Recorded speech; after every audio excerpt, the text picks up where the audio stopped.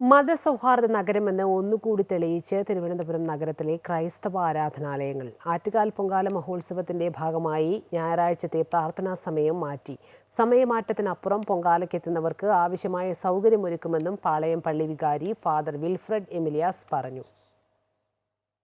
മതസൗഹാർദ്ദം വാക്കുകളിൽ മാത്രമല്ല പ്രവൃത്തിയിലും തെളിയിക്കുകയാണ് തിരുവനന്തപുരം നഗരത്തിലെ ക്രൈസ്തവ വിശ്വാസികൾ.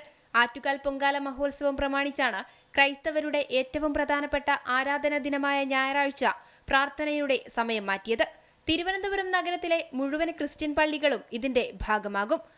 പൊങ്കാല ദിനമായ ഞായറാഴ്ച ദേവാലയങ്ങളുടെ പരിസരത്തും പൊങ്കാല അടുപ്പുകൾ നിരത്തുവാൻ വേണ്ടിയാണ് തീരുമാനം. ഒരു മതത്തിന്റെ മാത്രമല്ല, ഇവിടെ മതസൗഹാർദ്ദത്തിൽ അടിയുറച്ച് വിശ്വസിക്കുകയും അതിൻ്റേതായിട്ടുള്ള ബന്ധങ്ങൾ സൂക്ഷിക്കുകയും ചെയ്യുന്ന ഞങ്ങളുടെ എല്ലാവരുടെയും കടമയായിട്ടാണ് ഞങ്ങളിതിനെ കണ്ടത്.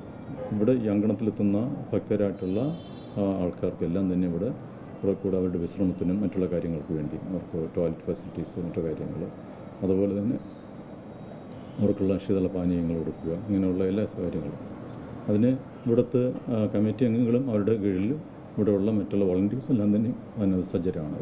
ആരാധനാ സമയം മാറ്റി ആദ്യം മാതൃകയായത് പാളയം CSI ക്രൈസ്റ്റ് ചർച്ചാണ്.